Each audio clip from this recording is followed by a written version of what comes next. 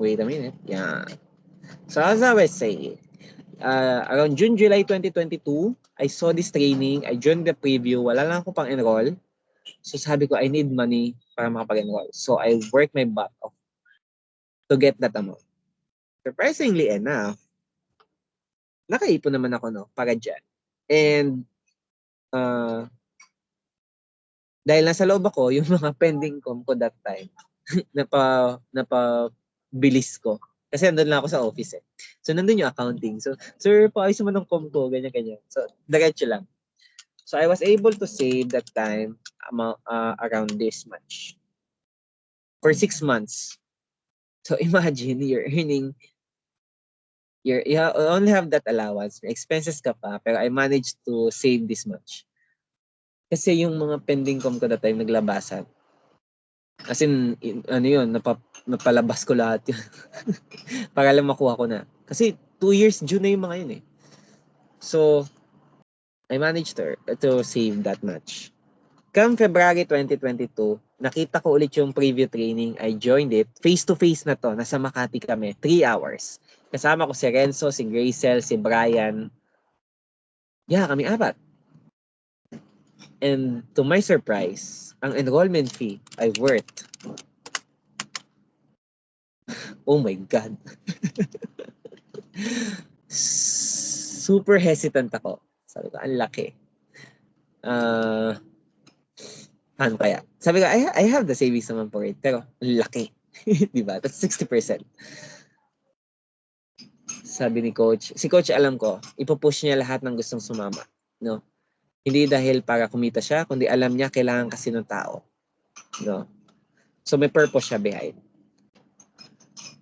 And, I decided to go.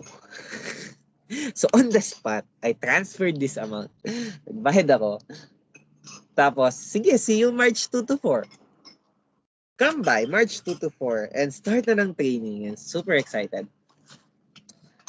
At ang tanong ko, is it worth it for that amount? Sulit ba siya? Nakuha ko ba yung mga gusto ko makuha? 110% yes. So lahat ng kailangan ko nandun sa training na yon. At nagbunga yon, no? After ng training, shinare ko agad sa team yung iba, which is yung gagawin natin ngayon, yung 3 hours. Actually, ginagawa pa nga namin every Monday morning at 6 a.m. for 1 hour, I will share something every week. So, umabot kami mga 5 weeks. Dami ko sinishare sa kanila. Tapos, narealize ko, majority ng effort mo as a new agent is this. Itong part lang na to. You don't need to worry about any other parts. So, I created this 3-hour foundational training to jumpstart you, no? To kickstart everything. Now, 1 month later, Gracel closed his first leasing. May result. 7 months later, walang nag-close. Oh my God, sabi ko, what went wrong? Hindi porket you attended the training at nakuha mo yung gusto mo, makakapag-produce na kayo. Hindi. So, dyan na kami natamlay nila Brian, na wala na rin sa Wisho lahat. No? Nasa dating company pa kami. At nag-focus na lang kami lahat sa academics kasi appraisal period that time. No? Form appraisal, negative appraisal yon. So, individual. Now, what happened? Around June, July, nag-i-start na kami ni Brian mag-onboarding sa Manulife. Sabi namin, Brian, baka hindi pa tayo pwede for real estate. Try natin insurance. Let's challenge ourselves. Kasi it's harder to sell something that you cannot see. Sabi natin, may pre-selling naman eh. Hindi mo pa rin naman nakikita. Yes, pero nandiyan yung construction. Nandiyan yung lupa. Pero insurance, you cannot see it. No? You're buying a promise as a protection. So it's harder. Kaso, bago kami mag-take ng exam, nag-cold feet kami ni Brian. Sabi na, Brian, parang hindi ko gusto insurance. Parang gusto ko pa rin, I want to make it work sa real estate. Imagine third year na kami nito. Pero nothing's happening. Tapos sabi ko, Bri, we need to make it work. Si Boss Ella at that time, nagka-close na siya ng maraming leasing. Like 3 weeks, 3 closing a week. Or a month. Depende. May mga back out eh. Like, si Jay, nag-close ako ng ganito. 2 days later, si Jay, nag-close ulit ako ng ganito. Sabi, shit ma'am, anong ginagawa mo? Nagpatugo ako sa kanya, then it started from there. Nung naka-close ako, 1 week later, nung nag-start ako noon, I shared to Brian, pumasok si Brian, pumasok si Ryan, pumasok si Junie, pumasok na ulit si Grazel, nagbalikan na sila. 2 weeks later, nag-close na si Brian tsaka si Ryan. 2 weeks later, sunod-sunod ng closing ni Brian, sunod-sunod ng closing nila Ryan, nila Golin. Sunod-sunod na. Then, nag-keep the ball rolling na siya doon. So, eto, andito na tayo ulit 1 year later after the training. I'm sharing this to you kasi these are evergreen information. When we say evergreen, it is something that doesn't change as frequent. For example, hindi naman siya, relevant pa rin siya for the next 30, 20 years, 40 years. Yeah. So, it never goes out of style. Alright. So, are you ready to see what's inside? I have here my notebook. Makapal yan. Ang dami niyan. Daming laman yan. Pero I'm just going to share you things na you need to start your journey. Ready na ba kayo? Let's start. Yeah. Let's go. Punta tayo sa aking mahiwagang paint. Alright. The first topic, actually we have 6 topics now. The first topic is actually the success pyramid. So, kung ano ang i-discuss ko, mga boss, sa success pyramid, dito iikot lahat ng ginagawa natin. At lahat ng kasunod na discussion. Everything is here. Alright? So, let's put it here. Success pyramid. So, I'll be sharing this one with you once okay na tayo. Yan, ganyan kami mag-training dito. Alright, success pyramid. Let's create lang some boxes. Alright, you have here your first triangle, first circle here. Then you have 2 circles below, just like a pyramid. Then you have 3 more circles below, just like a pyramid. Right?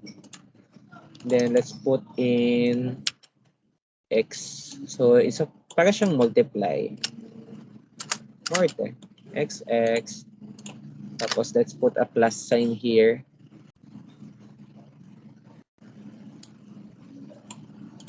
And let's put it. There's a reason between these links, ha? Hindi ko to trip. When we did this training kay Coach Elvin, actually dinodrawing niya to sa mismong board. Like meron siyang board. Alright. So we have here our success pyramid. Okay. Let's start with the ilalim. Now, what is something na letter P that you can think of na dapat taglay ng isang real estate agent or a salesperson as a general? What is that letter S? Okay. Hindi ako pabalik-balik later. Buuin ko to.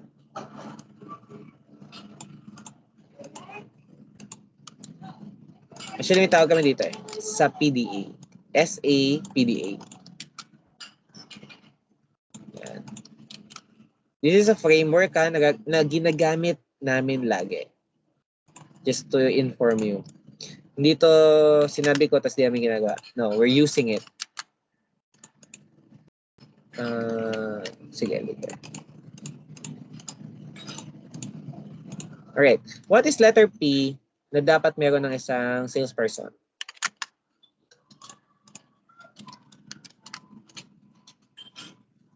Any guesses? Letter P. Okay. Trisha. Kiana. Magic. Hula kayo. Anything na letter S na dapat meron ng isang agent.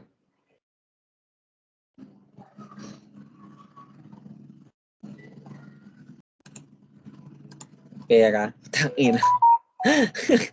Wala talaga pera. Patience. Patience ay papasok sa isa. Sa D, papasok si patience. Tsaka sa A. Ano pa? Letter P. Na pag ito nawala, wala na ang ano. Wag ka na mag-salesperson. Pondo. Pera talaga nasa isip ni Maggie. Alright. I'll give na. Letter P. You need to have the passion. You need to have the passion for what you're doing. Pag wala kang passion sa ginagawa mo, wala mangyayari sa'yo. For example, with J Correp, you're passionate with leadership. Alright? And there's nothing wrong about it. Pero what makes you do the things na ginagawa mo sa J Correp? It's because you have the passion for it. Right? Similar with selling. If you're passionate about the product you're offering, if you're passionate about the units na meron ka, at if you're passionate enough to help those clients, that alone will drive you to do more or to just be consistent. Diba? Every day you wake up, all right, I have this mission na dapat kong gawin, and this is my passion. So what keeps you going, no? It what gives you energy. That's passion. This is the thing that will fuel your desire to achieve results, to achieve success, no? Passion is like yung gasolina ng sasakyan mo, no? Your sasakyan is your license. Yes, lisensyado ka, hindi ka kologom. Pero wala kang gasolina, you don't have the passion. Paano ka andar papunta sa gusto mong puntahan? Right? So I want you to look at it that way. So that's passion. So passion is also your belief system. Kung ang belief system mo ay bagsak ang market kaya wala akong closing Do you think you can close? Of course no. Because iba ang belief system mo. Pero kung ang belief system mo, okay, down ang market. For sure, at this time, marami magpo-foreclose. Sa residential, let's say, hindi na nila kayang bayaran yung monthly nila. Kasi ang taas ng interest rate, ang baba ng pasahod, ang taas ng bilihin, no? Ang taas ng inflation. Pag hindi kinaya ng taong magbayad ng loan, they will foreclose. And dadami ang unit sa market na for sale, either rush sale pa sa law, or simply foreclose na talaga. What do I do? If ang belief system ko, there's a market for it, magko-close ako. At may bumibili ba ng foreclosed properties? Yes. We have investors doing that. No? So, there's always a market for everything.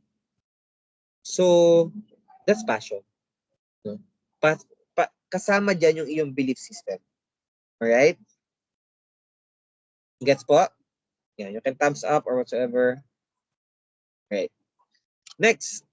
What letter D ang dapat meron ng isang salesperson? Let me know pag humihina yung voice ko kasi ang layo ng mic ko. Pero I can check naman. Sige, I will check din from time to time kasi I can hear myself. Hello? Ayan, malakas. Pinapakinggan yung sarili ko sa sa computer. Drive? Well, the drive is your passion. Diba? It fuels you. Your determination is also your passion. It fuels you So this is a totally different thing. No? So everything, siguro lahat na maisip nyo later on will fall down. Is it passion? Is it D? Or is it A? So it will focus on those three. No? It will fall down on those three alone. So letter D. Ang meron ang isang salesperson. Prof nyo ba si Sir? Sino na dito nag-ethics in practice, real estate practice na ethics kay Sir Deliosa? Wala pa kayo nun? Or 4th year yata yun. Anyway, yan. So, letter D, the discipline. Alright, okay lang. Letter D is the discipline. These are your non-negotiables. For example, sa akin for me personally, non-negotiable sa akin ang below 12 months na renta. If you cannot rent for at least 12 months, wala. Sorry, hindi ako ang tamang agent for you. I cannot help you. Kung ikaw client, advise na kita, ma'am, sorry, I cannot help you kasi I can only accommodate minimum of 12 months. Baka may other agents kayo na mag-reach out, mas matulungan nila kayo. Sinasabi ko sa kanila, there are times ako mismo nagpapalayo sa client simply because it's non-negotiable for me. No? That's discipline. Another, if maging non-negotiable ko, dapat PDC lahat. Bawal ang bank transfer. Kung bank transfer ka, kahit closable ka, if it's part of my discipline, dapat PDC, hindi kita i-close. Kasi magkakaproblema ako sa'yo. Alright? So, as simple as that. No? So, that's discipline. So, another thing that focuses on discipline is consistency. No? Sabi natin, motivation and consistency is two totally different things. Kung sabi mo kasi motivation, pwedeng ngayon motivated ka kung may kilos ka. Bukas hindi, kasi hindi ka na motivated. Pero, if you have the right discipline, it's easy for you to be consistent. No? When you say consistency, ano ba meaning ng consistency? When you say consistency, it is something na, it is doing the things that you need to do kahit wala kang energy to do it. That's consistency. For example, are you consistent na pumapasok ka sa school? Yes, pero not all days motivated kang pumasok, right? Pero you need to do it. That's part of the discipline.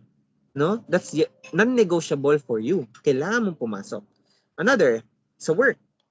Diba? Non-negotiable sa'yo ang pumasok sa work.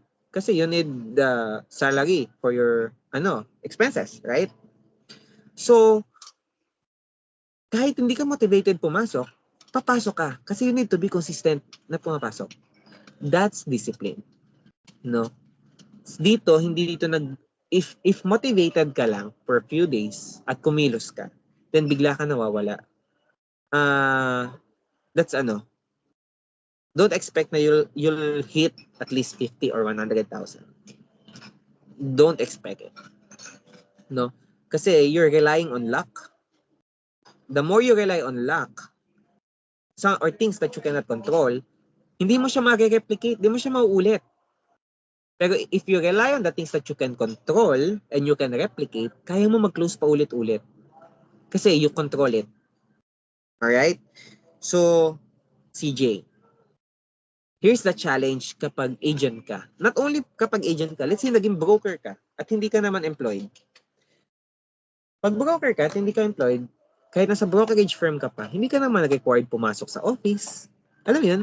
You have your time, you have the freedom. That's the challenging part for us. Bakit? Kasi it's up to you. No? Tatayo ka lang pagka may client kang kikitain. Diba? Pero kung wala ka naman for the day, sige, kahit di ako gumising na maaga. Nagigets niyo yung idea, yung point? So, CJ, paano ko to gagawin? You need to have your accountability partner. So, hindi naman siya lagi nangyayari na may accountability partner kasi we're doing so many things. Siguro with Filipino Homes, ang pinaka-accountability partner ng mga nagko-close talaga are their secretaries. Yes. Ang agent dito may secretary ang sarili niya. Personal assistant. Yun yung nag-aayos ng schedule niya, yun yung nag-aayos ng viewings niya. Kung may flight siya, kailangan niyang pumunta dito, yun yung nagbo-book ng mga flights niya. Basta si agent, close lang ng close. Kung may kailangan i-follow up, yun yung nagpa-follow up sa client. Like, ma'am, we need your ID for the contract. Siya na yung nagpe-prepare ng mga documents. With Filipino Homes, if you have 7,000 agents, expect na merong 5,000 secretaries dyan. Ganun kadami. Even sa EMRS, we have secretary, si Boss Esther. So if you need anything from EMRS, you can message Boss Esther. no? Pag di kayang sumagot nila Boss Elaine, nila Boss Jeffrey. Sa EMRS, ay sa Empire, we're really excited kasi we're aiming for that na, no? To have a team secretary. We're going to hire a team secretary soon. So, if you want naman ng personal secretary, you can hire your own. Let's say, nagko-close ka na ng consistent 100K a month. Siguro naman hindi ka walan sa'yo kung bibilhin mo yung oras ng secretary mo for let's say 18,000. Online lang siya ha, parang VA. Hindi niya kailangan sumama sa'yo, hindi niya kailangan pumunta dito. Ano lang, online lang yung trabaho niya lahat. Siguro naman 18,000 is already enough for a couple hours of work. Kasi technically, mag-aayos lang siya kapag may pinaayos ka. Right? Yun lang yun eh. So, is it reasonable? It may be. It depends eh. No? Pero are you willing to pay someone 18,000 to keep you organized at close ka na lang ng close? Of course, yes. Big companies, lumalaki sila because they are buying the time of their employees. Tingin mo ba si SM lalago ng ganyang kalaki kung si Henry silang ang nagtatrabaho doon? Of course, no. Sure po. Diba? Of course, no. So, ay, putang ina, Brian. Sabi ko, sino yung lalaki nagsalita? Recorded to, Brian. Hello. Napapamura. Kamusta? Ayan, so Brian is here. Ayan. So, ito suki ito ng foundational training. Nagko-close na yan, pero nandito pa din yan. So, balik ka sa goods mo. No, it's your element eh. Alright? It's your reminder. Review. Alright. So, that's discipline, no? You need to have a high level of accountability. No? Accountability partner, secretary na pang accountability partner, or whatsoever. With the team, yung system natin has an accountability partner system. Pag nakita nyo na yung app. Kasi yung tasks doon, you can input another person na kasama mo sa task. Tapos kayong dalawa ang involved. So, nandun yan sa both of your calendars. Anyway. So, yun. So, that's the letter D, no? The discipline. Next, you have the passion. No, it keeps you going. You have the discipline. You're doing it kahit you don't have the motivation. Kasi you're passionate about it. Then what is letter A? Na dapat meron ng salesperson. Alright? What do you think is letter A? Actually, nasa event din silang tatlo ngayon. So, nakikinig sila, nag-watch sila ng share screen during the event. So, carry lang. Recorded naman to, so pwede nyo nang balik-balikan. And thank God, no? This is my last time na gagawin ko to ng live. Siguro pag super dami and demand wants it or anything update, doon na lang tayo mag-live. Alright. Letter A. What do you think is letter A na dapat meron ng isang agent to keep you going? This is the number one thing na sinabi ko when we do the briefing. Yung briefing natin, yung parang nandun tayo sa PLM, tayong apat, then chinichika ko sa inyo yung mga pwedeng mangyari. That's already the briefing. No? Ano yung number one na letter A na chinicheck namin before you can even join Team Empire? Yun yung sinabi ko, wala kaming pake kung nagko-close ka. Kung pangit ito, umalis ka na dito. Yes. It's the attitude. No? It's the attitude. It's the right attitude. CJ, what can you consider as the right attitude? Simple lang naman mga boss, ang right attitude. It's being coachable. Yun lang. You need to be coachable and professional. Professional makipag-usap sa client, professional mag-give ng service, at magkaroon ng tamang attitude towards your colleagues, the industry, and your client. Tingin mo ba, ang client babalik sa'yo kapag bihira ka lang sumagot? Why would I settle for that kind of agent if daming agent na kaya mag-accommodate sa akin? Remember, client is the center of everything in a sale transaction especially. No? Lalo kung project yan. So you need to have the right attitude. You need to be coachable. Hindi pwede dito yung salitang, alam ko na yan. Ako, pwede kasi, wait lang for a while.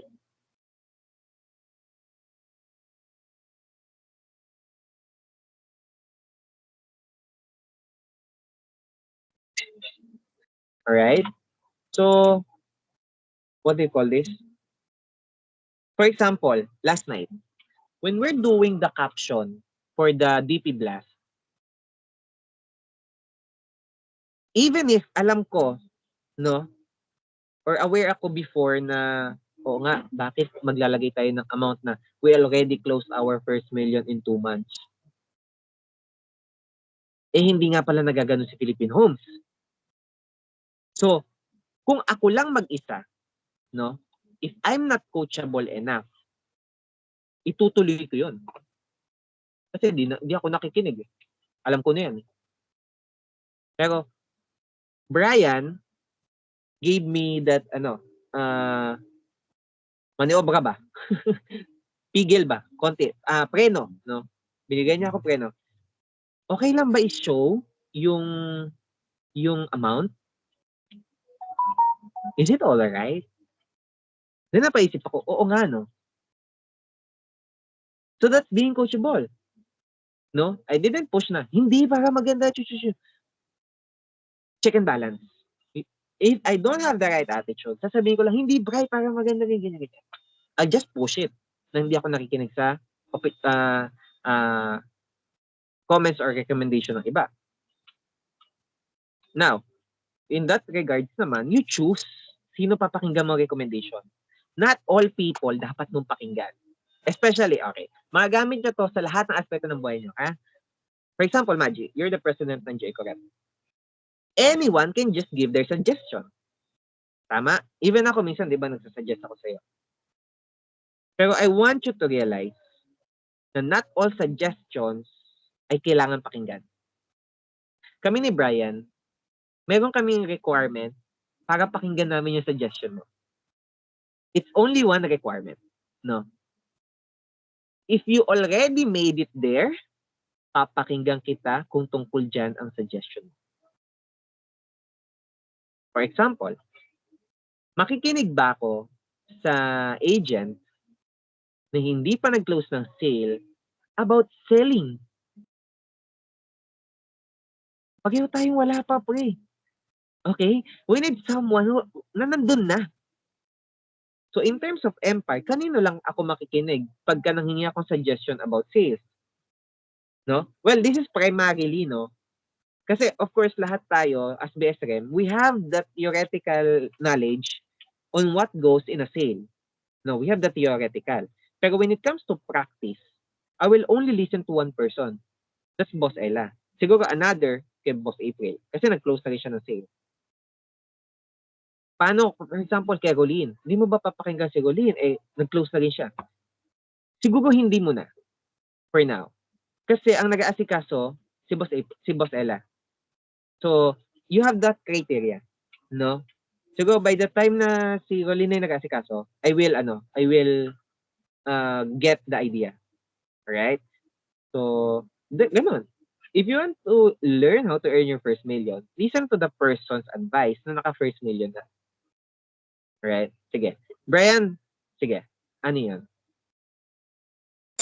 Ano yan ha? Hindi siya applicable lang sa team natin. So soon enough, kapag marami na kayong, based on my experience to, soon enough, kapag marami na kayong, for example, yan, marami kayong viewing, marami kayong mamimit na tao, bear in mind na marami dyan sa mga tao na yan, bibigyan ka ng kung ano-anong advice. So, siguro dyan din magagamit mo yung pagiging judgmental mo sometimes. Like, yari, broker sila or minsan nga ang malala, hindi naman din sila lisensyado. Tapos bibigyan ka ng tip kung paano magbebenta, kung paano mag-handle ng clients, di ba? Pero sa pinaka-basic lang, for example, tingnan mo yung relo niya. Di ba? Yung ba yung itsura yung ba yung relo ng tao na nagbebenta nung sinasabi niya na magbebenta ng multimillion na deal or magko-close na multimillion na sale? Di ba? So, ayun, maging maingat din minsan sa kung sinong papakinggan ninyo. Tama yung sinabi ni CJ. Pero ayun nga, kasi minsan kapag nakita din nila na bata tayo, so bibigyan tayo ng kung ano-anong tips. So wag nyo rin i-absorb lahat. Okay? Minsan okay lang i-save nyo siya, save it for later. Pero hindi kasi lahat talaga applicable and minsan may mali pa nga tinuturo sa inyo. So as much as possible talagang piling tao lang talaga yung pakikinggan natin. Okay? Yes. So, especially kasi ano pa tayo, medyo bago-bago pa tayo sa industry kaya medyo fresh pa tayo sa mga ganyan eh. Kaya madali pa tayo may influence. So, ingat-ingat lang din mga pare, mga boss. Yun lang. Thank you, CJ. Thank you, Bri. Yun. Buti binanggit din ni Brian yun. Kasi marami kayong may experience, lalo if may katandem kayong agent outside. Pag nalaman nilang masipag ka, bata ka, and nakita nila yung drive mo, nakita nila yung passion mo, yung disiplina mo, sometimes their advices can be something that they can benefit from you. Sasamantalahin ka nila. Alright? So, pwedeng may mag-advise sa'yo. Eto, nangyari sa akin to. Sabi niya, ha? Ba't ka nag-join sa Filipino Homes? May kaso pa yan si Leoterio eh. That's a broker.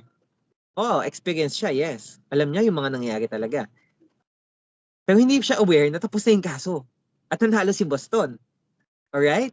So, I think that's about the salesperson issue eh. Panalo na si Boston dun eh. So, I'll join Boston lalo. Right? So, makikinig ka lang, wag na lang. Paano kung may intention pala siya? Wag ka na dyan mag-join, sumama ka na lang sa akin. So, be careful. Kanino ka makikinig. So, yeah. So, technically, that's no. You need to have the right attitude to become coachable. Hindi pwedeng alam ko na yan lahat. No, this is gold. ChatGPT, this is gold. Anyway, ayan. So, okay. We're done with your foundation. No? You already have the passion. You already have the discipline. And you already have the attitude. CJ, bakit naman natin kailangang simulan yan dyan? What do you think? Kasi mga boss, yung layer na yan, that's what we call personal development. That layer. Okay. I want you to realize this. Ang pyramid, kapag sira ang pundasyon, babagsakan na sa taas. It will crumble pababa. Correct? Even sa structures. Pag sa bahay mo, ang pundasyon mo hindi matibay, ang pillars mo hindi matibay, babagsak ang buong bahay. Alright? So, I want you to, ang tawag dito, may term dun eh. Gusto kong isabuhay ninyo itong tatlong to, the passion, the discipline, the attitude. It must be a part of your life mismo. No? Own it. Angkinin nyo yan na meron kayo niyan. Bakit? Kasi if you don't have the passion, wala kang energy to do things. Oo, disiplinado ka. Papakita ka. Pero hindi ka naman passionate sa ginagawa mo. And because of that, wala ka ng tamang attitude. Babagsak to. Don't expect result. Don't expect closing pag ganun ka. Another, you have the passion, no? Talagang drive kung drive. Tapos, ang sipag mo, nagpapakita ka lagi. You have the discipline. Kaya lang, ang pangit ng attitude mo, hindi ka marunong makisama. Don't expect may makikitandem sa'yo para magkaroon ka rin ng closing. So, kailangan lahat yan solid. Kapag may isa ka diyang medyo tabingi, don't expect na maayos na closing. As simple as that. Alright? So, clear tayo doon mga boss. So, nag-react ha. Clear tayo dyan. Right. Okay, let's move on to the next layer. Okay, itong next layer, it will only come ng maayos kapag maayos yung kapag you have the passion and you have the discipline. Anong letter S ang dapat meron ang isang salesperson?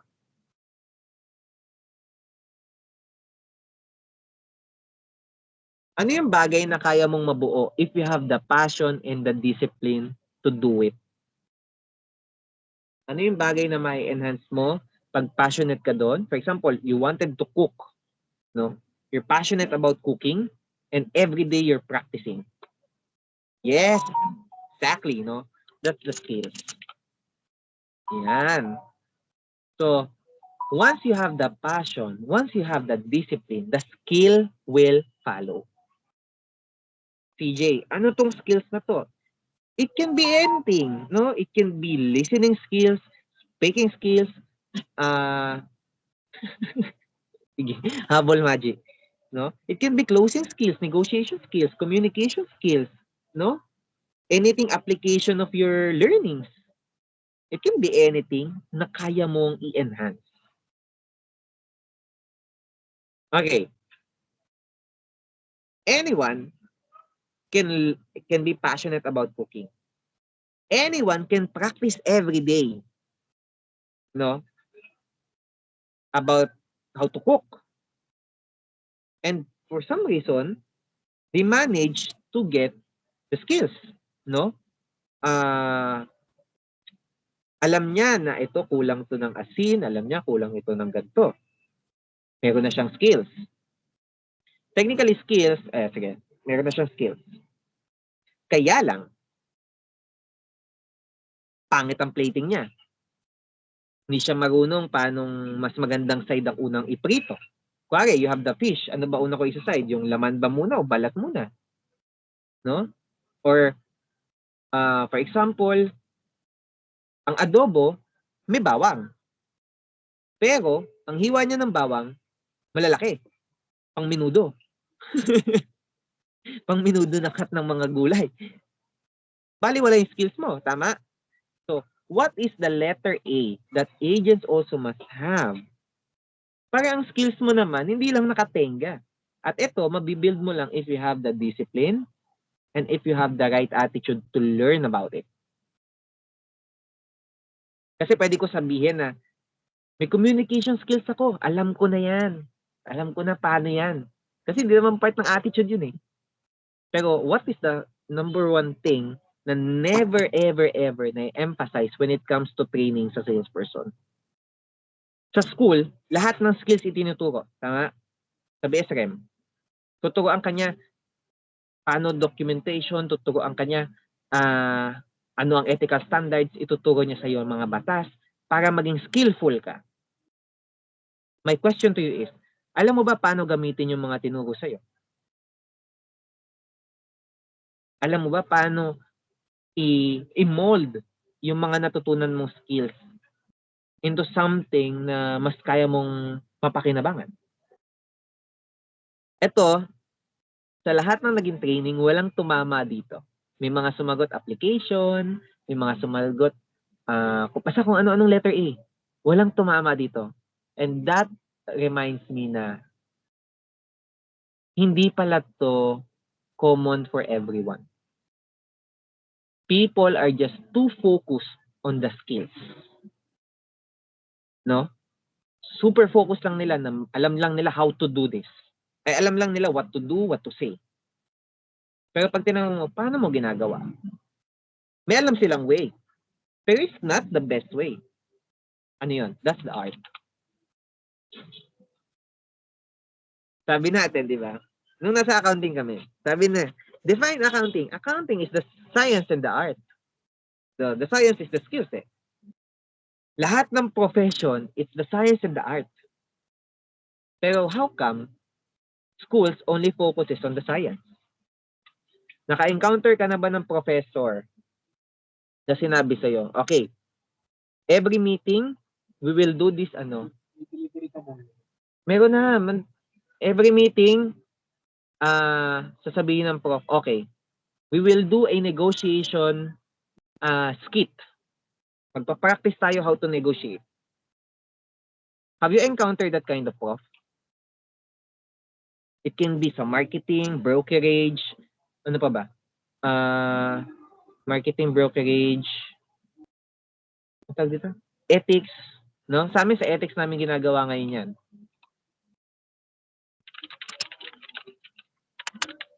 No? Doon namin ginagawa yan ngayon. Kaya natanong ko kung prof niyo si Sir Deliosa for ethics or kung meron na kayo. Why? Kasi during our class, for example, I have this pencil case. Tapos partner kami. One is negotiator, one is the receiver. Sige. You negotiate. Kailangan yung negotiator, mabenta niya tong item na to sa receiver. Kailangan mapa-oo niya yun. Ma-negotiate niya yun. Alright? So, we're practicing the art. So, kaya swerte yun, no? Kung gano'n ang prof mo. Kasi hindi lang siya focus on the skills, no? Pati sa art, on how do you properly do it. For example,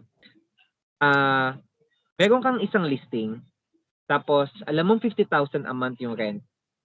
Tapos sabi ng client, anong last price or kaya bang manego to pababa? Ikaw, alam mo sa sarili mo, negotiable naman talaga yung rate. Correct? Negotiable yung rate. Pwede kong sabihin na, yes ma'am, we can negotiate po. Magkano po ba offer nyo? Well, wala namang masama doon sa ganung response. Right? That's the skills. That's your communication and negotiation skills. But the question is there a better way on how you say it para ma-ensure mo na magko-closing kayo? Kasi alam mo lang, negotiable siya. If ako yon, ganito ko siya sasabihin. Ipapa-feel ko sa client na, ma'am, ayaw ni owner mag-negotiate eh. Pero kung talagang interesado ka, pwede naman kitang tulungan. Kung ikaw ang kliyente at gusto mo talagang unit, gusto mo lang mapababa ng konti, will you say yes? Na sige nga, tulungan mo nga ako. Ang tao, ayaw na pinipigilan. Tama? Pag pinigilan mo, lalong magigigil. Tama? Pigilan mo sila magnego. Kahit alam mong negotiable. Ironic, di ba? But that's the art. No? Anong gagawin ko? Sabihin ko lang, ma'am, medyo may hirapan tayo kasi magnego kasi si owner firm talaga. Kahit alam mo namang negotiable, no? Hindi ka agad nagpalaglag. Eh si client gusto niya talaga, sabi niya, sige na sir, try mo lang, nego natin. Ganyan. Minsan dyan nalalabas bigla yung, sige na sir, pag na-nego mo sir, kunin ko na. Ay, online pa lang kayo. That's why ang daming kasamahan natin ang nagko-close kahit online lang. It is because how they twist their negotiation skills, their communication skills, and do it something beautifully. That's the art. Yun yung nawawala sa mga training. Kasi the only way for you to learn the art is to have the right attitude na hindi pwedeng alam ko na yan. Yes, alam mo na nga. But do you know a better way? If you don't have the right attitude, hindi ka natutuloy eh. Pero pag tinanong mo, may mas maganda bang way? You're open to suggestions. So, nag-ano na kayo? Nagpa-practice na kayo, di ba? May tawag yan eh. Basta may tawag sa ganyan eh. I'll remember the term later. Pero, that's the art. Are you getting it? The skills is what to say and what to do. Alam mo lang kung ano sasabihin mo, alam mo kung anong gagawin mo. The art is paano mo sasabihin at paano mo gagawin para ma-achieve mo yung pinaka-gusto ng lahat, which is the art, the result. Hindi pwedeng puro skills ka lang. Kasi pag puro skills ka lang na alam mo lang ano yung sasagot sa kanila, alam mo lang ano gagawin, die. That's BPO. Hindi ka call center, die. Natanungan ka lang. Kailangan mo mag-close. Kasi yun yung earnings mo eh. Diba? Kapag due date na ng bill mo bukas, anong gagawin mo? Magpapatumpik-tumpik ka pa ba? Of course, hindi. Remember, once you become a broker, practice na tong pagiging agent, at hindi ka employed, wala kang monthly salary na ina-expect. Purely commission-based ka talaga. So, you need to close every single month ng kahit ano to keep you surviving. Correct? And when you do it, paulit-ulit ng madaming beses, magugulat ka na lang na you have more than enough ng ini-expect mo pala. The result will follow. No? Yung result, hindi mo kailangan i-aim na dapat may result ako. The only thing you need to focus itong sa PDA. The skills, the art, the passion, the discipline, and the attitude. You just need to check this and the result will follow. No? Tulad kanina, sabi ko, pag sinabi mo sa client, ma'am, ano talaga, firm talaga si owner sa rate eh. Ganyan, ganyan, ganyan, ganyan. Tapos gusto talaga ng client mo. Sabi, sige na sir, kung ano, nego mo lang kahit magkano, makatipid lang ako, ganyan, ganyan, ganyan. Eh, alam mo naman sa sarili mong negotiable. Correct? Pero, I have the art. Alam ko paano ko siya i-control. Yung situation. Another, sige, give tayo ng objection. Ano pa bang pwedeng objection? Ito nangyayari to sa amin sa, sige sir, pag-usapan muna namin. That's an objection, di ba? Or, sige sir, decide kami siguro baka by Friday, tas Monday pa lang. Putik na yan, ang tagal. Kami, hindi kami naghahabol na, ma'am, sige na, baka kasi ganyan, ganyan, ganyan. Hindi. Ang siste ko, personally, ganito yan. Pwede naman ma'am, decide kayo on Friday, pag-usapan nyo muna. Kaya lang, baka hindi available ang unit po ng time na yun if ever may kumuha. Or pwede ko sabihin, as long as available naman ma'am ang unit, pwede nyo kunin. Basta available pa. Pagkatapos namin sabihin nyo, kausapin namin si owner during the viewing. Sir, okay lang videohan ko kasi may nagtatanong din kasi sa akin, hindi lang makapunta. Right on the spot, sasabihin na lang nila. Or pag alis na lang mga few minutes later, biglang mag-chat tatawag. Sir, kunin na namin. Kasi makikita, ay may ibang tumitingin. And Friday pa kami nagde-decide eh. Kasi pag ang client, okay naman na sa kanila yung unit, okay na sa kanila yung rate. Gusto lang nilang mag-give ng time para to reflect. Alam mo yun, the more na pinapatagal mo yan, the more na hindi magko-close yan. I swear. No? Ang closing hindi dapat yan, sige sir, mag-decide kami sa isang araw. Sige sir, ang closing is now. No? If you can't say now, you're not the right person for this. Nangyari sa amin ni Renzo. Yung client ko, online lang to sabi niya, sir, kunin ko na yung unit. Kailangan ko na talaga sa lights. Hindi pa kami nag-meet ever, wala pa kami viewing ever.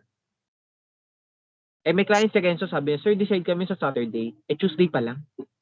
Eh, yung client ko, sabi niya, kailangan ko na kasi sir nang mag-move in ng Thursday kasi uwi ako dyan. Kasi yung parents ko pupunta, galing probinsya, kailangan nila tutuluyan. So, I saw the need. Okay? So, syempre, bibigay ko muna sa kanya. Nag-reply yung client ko. So, sir, kala ko, wait nyo lang muna kami mag-decide on Saturday, ganyan-ganyan. Eh, ma'am, nag-yes na kasi yung isa. Ganyan. Sabi niya, sir, sige na, give us kahit hanggang Saturday lang. So, sabi namin, sige po, if ever din naman siya tumuloy, advise na lang namin kayo. Kasi sinasabi namin, okay lang po ba if ever tumuloy, hanapan namin kayo ng kaparehong unit lang din. Na same rate, same deliverable, pareho lang, ibang unit nga lang. Moo naman siya. Eh, Thursday, hindi nagre-reply sa akin yung kliyente. Daming palusot. Sabi ko, Renzo, bigay mo na sa client mo yung unit. Si Renzo, hindi niya sinabi, ma'am, inyo na unit. Hindi niya sinabing ganun. Alam mo, sabi ni Renzo, sabi lang niya, ma'am, medyo alanganin yung unang umuo eh. Gusto niyo ba ma'am, standby tayo para una tayong pumila? Kahit alam naman niyang wala na yung una. You're getting the point? O ngayon, ang sinabi niya, sige sir, pag hindi na talaga, kami na lang kukuha. So, sige, so nandiyan may bling-bling na yung mata niya kasi alam niya close na. So, nung sinabi niya, ma'am, hindi na talaga tutuloy, hindi na nagre-respond, bigay na daw po sa inyo ni owner yung unit. Doon lang niya sinabi. So, he's building up yung cravings. Nag-close kami. Diba? So, if you have the skills and if you have the arts, what do you call that kind of development? That's what you call your business. That's your business, diba? That's business development. Alright? If you're not enhancing yourself personally, yung personal development, hindi ka nagde-develop ng sarili mo, don't expect the business development will follow. You need to develop your attitude. You need to develop your discipline and your passion if you want to develop your skills and the art. Alright? So, I want you to realize, mga boss, na ang oras ng isang ahente ay hindi yes, hawak niya yung oras niya, no? Wala siyang pasok na dapat ganito. Pero ang tunay na may hawak ng oras ng isang ahente, ang mga kliyente niya. Kung ang kliyente mo dito lang available, dapat available ka din. You will adjust. Pagdating sa amin, lagi kami nag-a-adjust sa oras ng kliyente. Right? Hindi po siguro ang adjustment lang na kami nakakakontrol, sasabihin lang namin, Saturday, puno tayo ng klase. Sabihin lang namin, sir, hindi daw kasi available si owner ng Saturday. Pwede daw po ba Sunday? That's the time we can intermediate, diba? Kasi kami naman yung wala. Paano tayo magko-close? Wala yung agent. Diba? Minsan ang owner di naman sanay makipag-close. Lalo kung first time niya papalis. First time niya mag-leasing. So you need to be there. So everything will follow. No? Marami kasi, lalo sa Empire before, nape-pressure daw sila kasi ang dami nagko-closing kasi sila wala pa rin. Then I showed them this. Bigla sila nagkaroon ng direction. Kayo ba, personally, parang may na-realize ba kayo na direction nyo na, ay, dapat ito pala ginagawa ko, ay, dapat ganito pala yung ganap ko? Were you able to realize it by just discussing this pyramid? Does it make sense? Mga boss? Sige, you can react ha. Kahit heart lang. Right. Yeah, thank you. So, we're done with the first topic. Ilang oras na yung natin recording? That's already an hour. No? Actually, this is the longest topic kasi. No? So, everything that follows here is a pretty much small kasi those are parts ng bawat isa nito. Meron tayong 6 topics. Those 1 topic ito, yung another 5 itong skills, the art, the attitude, the discipline, and the passion. So, iisa-isahin natin yan. Hindi kasi pwede. Ito yung nawawala sa mga training, no? If you encounter, nagpa-training ka, nagpa-seminar ka, sumama kang training. Sabi lang ng nag-i-speaker, dapat may disiplina ka. Sabi niya, dapat ganito, dapat ganyan. Pag uwi mo ng bahay, ginagawa mo ba? Yung totoo Yung mga recommendation nila, ginagawa niyo ba pag uwi ng bahay? Brutally honest, no. Kahit ako Hindi lahat. Diba? Depende sa tama sa'yo ng speaker mo. Kung talaga na-inspire ka niya. Pero kung hindi at nakinig ka lang, wala. Wala kang gagawin. Why? Because hindi niya nilatag sa'yo yung step by step on how to do it now. Ano lang sabi niya? Diba, kanina ko pa sabi, dapat hindi ka alam ko na yan. Dapat energize ka. Dapat passionate ka. Dapat may skills ka. Dapat may art ka. Pag tinapos ko yan dito, wala na mangyayari sa atin. Okay? So, that's why the next 5 topics is breaking down each single piece para you can see what you can do now, act now, to get results. Alright? Yun ang wala sa lahat ng training na nasamahan ko. This is the only training that I have that kind of experience. So, are you ready to get to know the how-tos? Right? So we will start with our next second topic, which is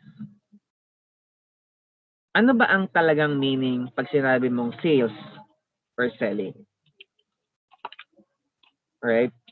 So this is a bit deeper, I shall say. No? Okay, let's put in our topic. I think this is 50 or 80 na lang. Actually, whenever we do this kind of training, sinend ko lang to sa Empire kasi alam ko si Boss Ella magjo-join ulit. May ginagawa si Madam. So, para, di ba? Ganun sila. Even if they already joined pag may opportunity na may ganito kami, they still join. No? They want to see ano yung bago. Kasi mamaya may new experience akong sinishare. Tapos, hindi na sila updated. No? That's sad. No, kaya minsan pag may ganito, ini-insist nila, ay hindi, magjo-join ako. Kaya sinend ko lang siya sa Junior Empire. So sorry mga boss, kasi focus ko sana sila. Alright? Okay. Pag sinabi nating sales or selling, can you list down sa chat box ano ang unang mga words na pumapasok sa inyo? Kunwari, you're entering into sales, you're going to start your career sa selling. Ano ang unang pumapasok sa isip nyo kapag narinig nyo yan? Sige nga. Give me Tagalawa kayo mga boss. So we need 6. Okay, let's see. I'll give you a sample na. Before, pag sinabing selling, ang nasa isip ko, commission. Syempre, kaya nasa selling para sa commission. Di ba? Kayo, aside sa commission, ano pang pumapasok sa isip ninyo kapag sinabi natin sales?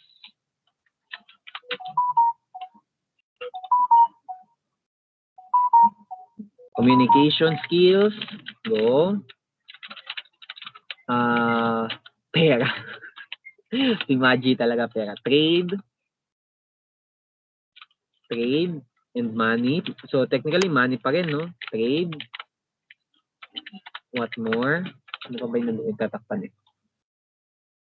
So sige, technically karamihan trade, no? Minsan, yung ibang nakasama ko, they say quota. Pag may sales, may quota. No? Ano pa? Technically, it's all about numbers or minsan target. Alam mo yun? Like, ang dami.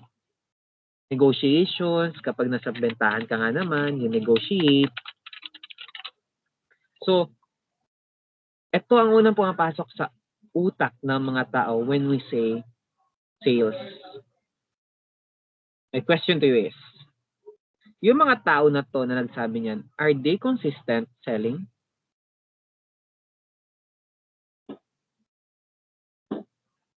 When you encounter an agent na talagang consistent ang closing, hindi niya na halos pinapansin yan. Gusto niyo malaman ano ang totoong meaning ng sales at selling? When you meet Boss Andy, yung leader natin sa Luzon, siya may hawak ng buong Luzon dalawa kasi sila pero siya yung isang unit. Luzon leaders tayo. So, isa lang naman ang meaning ng sales. No? Pag na natin pahirapan ang sarili natin. It's helping your client. Simple as that. That is the real meaning of sales. Hindi kota, hindi benta, hindi pera, at lalong hindi komisyon. Sales is just helping your client to get what they want and what they need. For example, nasa SM ka, nagba-browse ka lang naman, no? So, hindi ka naman talaga bibili. Nilapitan ka ng sales lady, ano ang ginagawa mo? Diba lumalayo ka? Kasi hindi ka naman talaga bibili. Nagtitingin ka lang naman. Or minsan sasabihin mo, ay hindi ma'am, titingin lang ako. Ganyan-ganyan. Kung talagang malakas ang loob mo. Minsan nga, talagang aalis ka na lang. Ay hindi ma'am, sorry, ganyan. Why do you think lumalapit sila sa inyo? Ano ba ang number 1 purpose? Bakit may sales lady sa SM? Let's say, pumunta ka SM, talagang bibili ka ng something. No? Sino una mong nilalapitan? May hinahanap ka, bibili ka talaga. Sino una mong nilalapitan?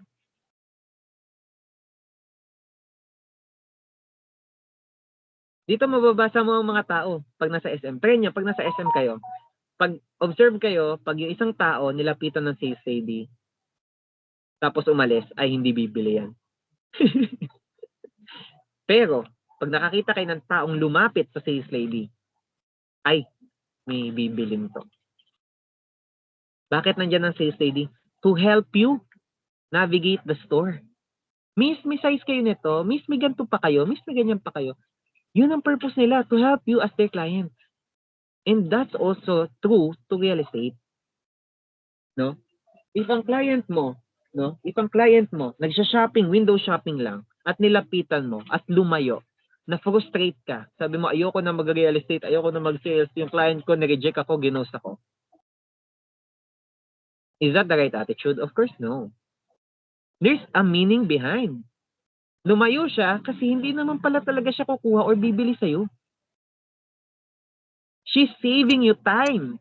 Okay? Kaya nga, di ba sabi ko sa inyo, pag ang client ginost kami, nireject kami, hindi tumuloy, we're being thankful. Kasi baka hindi naman kami ang tamang agent for them. At kung pinilit namin, baka magka-problema lang kami later. Kasi sabihin ng client, pinilit nyo kami. Gets?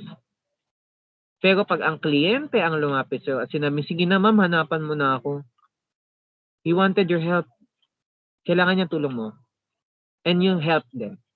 Minsan, pag ganyan ang nangyayari, wala na kaming paki sa com. You ask Boss Ella, sila Brian, ang com, siguro mag-realize na lang nila once they close. Pero pag sinabing yung client, sige na sir, hanapan mo na ako, kailangan ko talaga. Aligagana yan, maghanap ng unit, kahit sino mahanap yan, basta makahanap siya unit for her client. Tapos pag nag-close na sila, ay shit, I just closed 80,000. Ay shit, I just closed 50,000. So tsaka ngayon nagko-compute sa utak niya yun ang commission niya. Alright? You can ask anyone sa Team Empire na consistent sa closing. It is always for our client. That's what sales is all about. Now, CJ, saan to pumapasok? It goes with your passion, mga boss. It what keeps you going. If meron ka sa listahan mo ng mga taong gusto mong tulungan, makuha yung unit na gusto nila at maibigay sa kanila yon, tatayo ka every single day to work for it. At mag-realize mo, shit, hindi ko na to ginagawa para sa commission. I'm going extra and beyond for my client. Yun ang totoong selling. No? Walang unit na fit. Sige na sir, hanapan mo na ako. Hanapan kita ma'am, sige. Standby ka lang dyan. Basta mag-update ako sa iyo ma'am, update ka sa akin, ganyan, para at least magka-communicate tayo, whatsoever. CJ, paano kung hinanapan ko siya, nagpahanap talaga siya sa akin, tapos ginost niya talaga ako?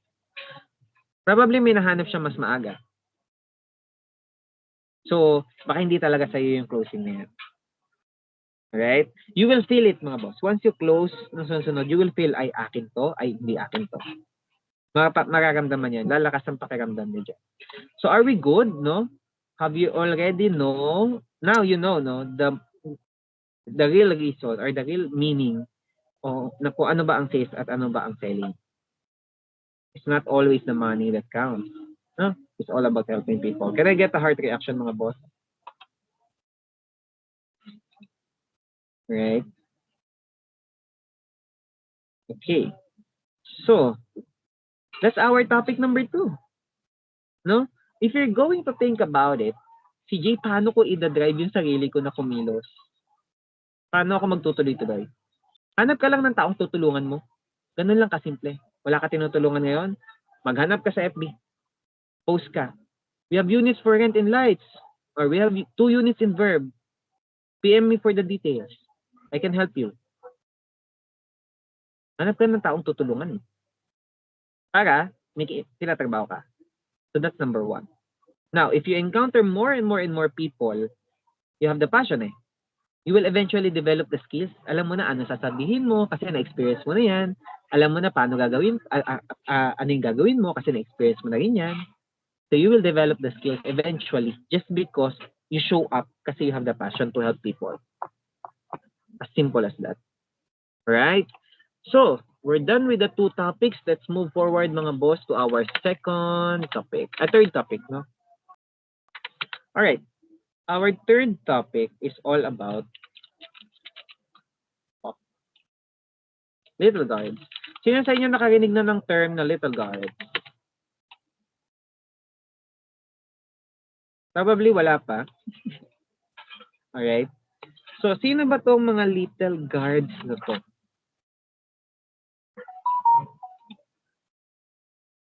Yeah. Sino yung mga little guards na to?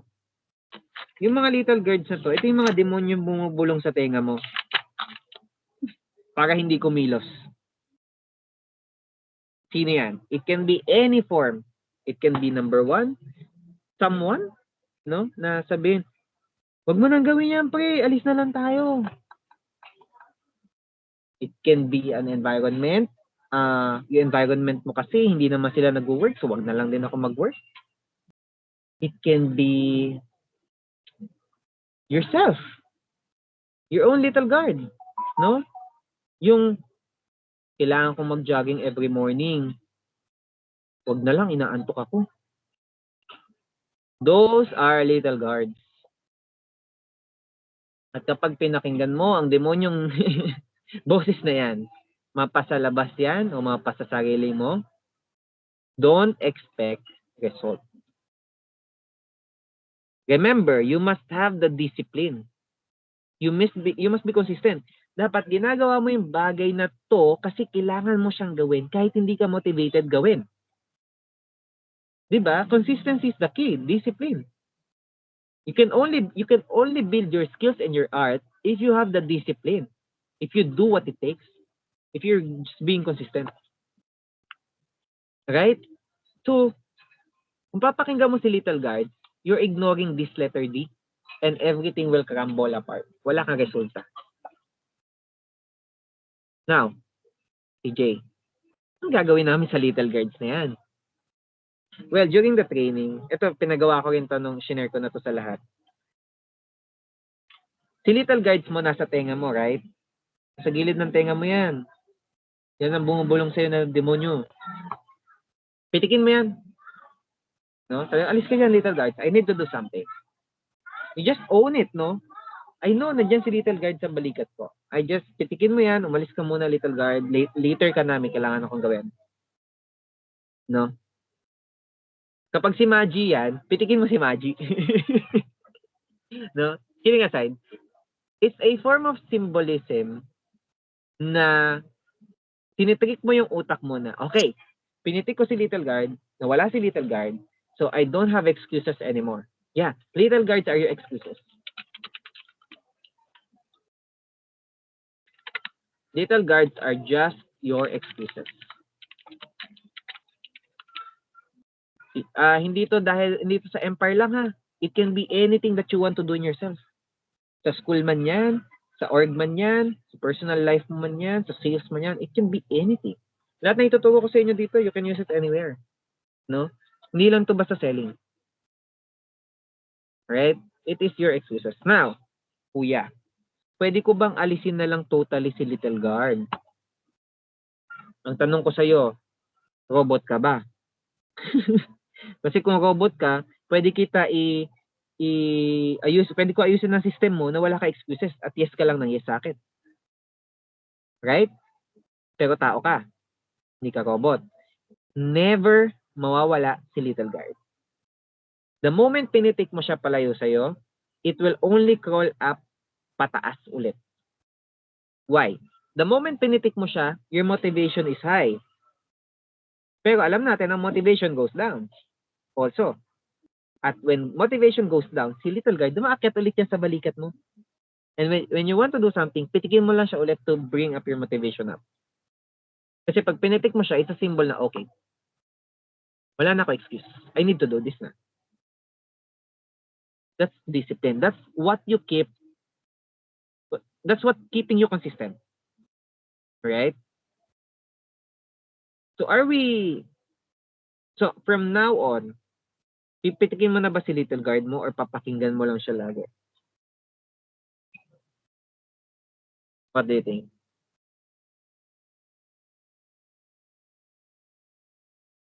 Learn to say no, when you need to say no.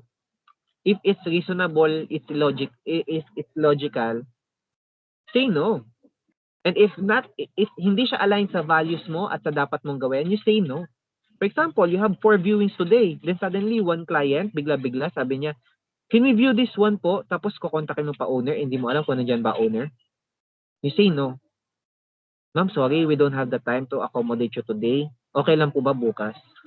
I will schedule it para bukas. Simple as that. No? Mamaya sabihin, sabi ni Kuya Carlo, wag mag-no. No. Ang little guard is a form of excuse na kailangan mong pitikin palayo para lumayo siya sa tenga mo, a symbol for you to start working. Right? And do the things that you needed to do for the day. Right? So are we good with little guards? Naintindihan nyo ba siya? Is it clear?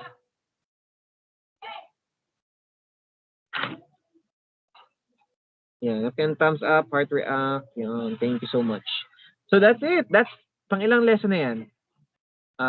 Pyramid, selling, little guard, 3. 3 na lang. So we're done with the passion, no? Pick up lang tayo, no? Passion,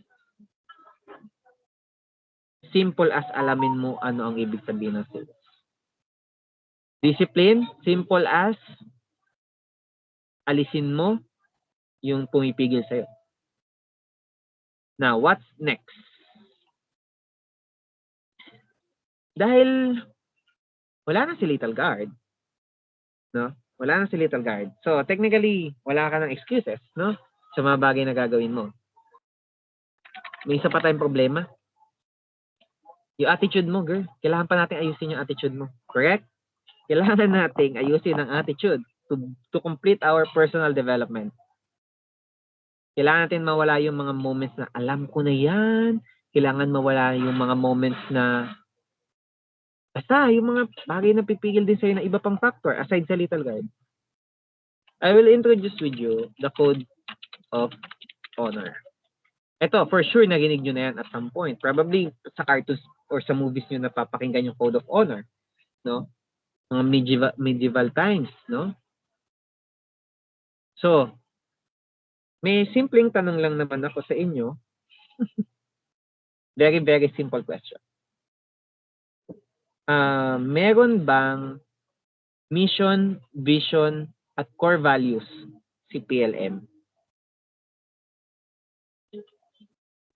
Yes or no?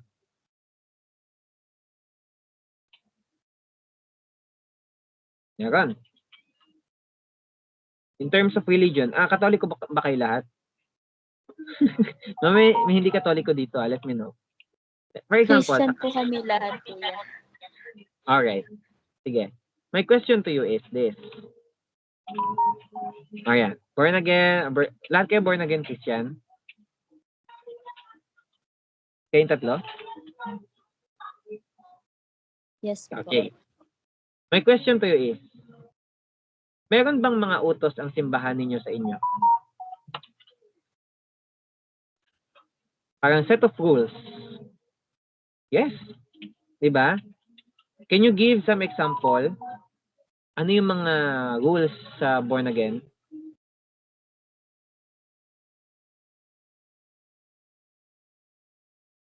Sige, kaya ito sa simple. Dress modestly, no? Sa iglesia, bawal kumain ng dugo. Sa Katoliko, may 10 utos sa Diyos. My question to you is, nasusunod ba lagi? No po. Is it? Nasusunod ba siya lagi? Let's be honest Laging no. May mga time hindi mo masusunod siya. No? My main question is this. Why do we keep on making vision, mission, core values, rules, kung hindi naman pala nasusunod? What do you think is the reason? It is mainly because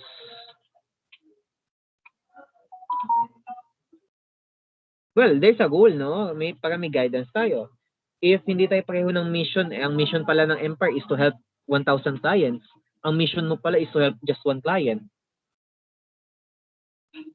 Hindi tayo aligned ng mission. Right? So, the key reason ba't hindi siya nasusunod is because hindi naman kayo ang gumawa niyan. inimpose lang sa inyo. At ang tao, ayaw niyan dinidiktahan siya. Correct? For example, we created a policy sa Empire. No? It is aligned with Filipino homes, pero we add additional policy to keep everything in balance. Para fair sa lahat. Inimpose namin siya sa inyo. May hindi sumusunod. Para saan pa yung rule? Kasi hindi kayo ang gumawa. Kasi kami ang gumawa nun. Correct? So, ano ang Code of Honor? Code of Honor is simply, I'll type para sa notes, converting existing rules to be your own rules. Code of Honor is simply converting yung mga rules na meron na and making it your own. Are we following? For example, sa iglesia, bawal kumain ng dugo. Kung gusto kong sundin yon, kailangan I will create my own rule na hindi dapat ako, for example lang hindi dapat ako magpapatempt kumain ng dugo. Technically, pareho lang naman yun di ba? Pero yung phrasing niya, sabi ng iglesia, bawal ka kumain ng dugo. Para kang inuutusan. Yung ginawa mo siyang Code of Honor mo, ginawa mo na siyang, hindi ako magpapatempt kumain ng dugo. Ginawa ko siyang akin. It's my own rule na sa sarili ko. That's the Code of Honor. Kunwari, sa Empire, bawal mag-listing pag wala pang 3 closing. Pag in-impose ko lang yan sa'yo, para kitang inuutusan or para kitang nire-restrict, correct? Pero pag ginawa mo yung Code of Honor mo, pwede mo siyang gawin, dapat makaklose ako ng 3 para maging listing agent ako. That's your Code of Honor. Now, Code of Honor is a set of rules that protects you from yourself. And it allows you to perform better. Remember the attitude? Alam ko na yan? Ay, alam ko na yan eh. One of my Code of Honor, actually nandito yan sa board ko, is be willing to coach and be coached. Dapat willing akong magturo at willing akong turuan ako. That's my Code of Honor. That's my attitude. That's why I'm teaching you this now, kasi I'm willing to coach. And nung nag-give ng suggestion si Brian, pinakinggan ko because I also wanted to be coached. Correct? So that's my Code of Honor. So for you, I want you to create kahit siguro 1 or 2 lang to get you started na own Code of Honor mo when it comes to real estate. You can do this anywhere ha. Kahit sa personal pagkain mo, diet mo, health mo, ACADS mo, whatsoever. For example, sa ACADS ko, I will allocate 6 hours of study time 3 times a week and dun ko gagawin lahat ng assignment ko and no other time. That's my personal Code of Honor. So tumungtong na ako sa ACAD hours ko, wag mo ko asahan sa real estate. Kasi ang focus ko na sa academics. Okay? So, that's my rule sa sarili ko. Kayo, what will be your own rule? Wag niyong pagpaparehuin ang goal at Code of Honor. Kasi pwedeng ang Code of Honor ko, I need to close 5 units this month. No, that's your goal. That's the result that you want, no? Yun yung result na gusto mo. Ang usapan natin yung attitude mo, ano yung dapat na attitude mo to reach that goal, to reach that result. Pwedeng ang Code of Honor mo, dapat may kausap akong 5 bagong tao every day. That's a Code of Honor. na dapat kong sundin. Rules ko yun eh. Dapat may kausap ako every day na 10 tao or 5 tao na bago. Now, do you think, if ganun ang attitude ko at ganun ang code of honor ko, will I be able to close at least 5 units in 1 month? Yes, kaya ko nang abutin yung goal. Everything will be reachable. Nothing is impossible if you build your personal development. Promise. Merong mga agents natin before, wala silang skill. Hindi nila alam anong gagawin. Hindi nila alam paano gagawin. They just know their personal goals. They just know their passion. They just know they just have the discipline. At nagko-close sila. Yung skills and art, eventually it follows as they close deals. Natututo sila habang ginagawa nila. So, personal development talaga ang baseline. No? If ikaw hindi mo gagawin to, don't expect a smooth closing. Alright? So, are we getting it, mga boss? So, alam niyo na yung Code of Honor. I will give you some samples. No? Si Code of Honor, for example,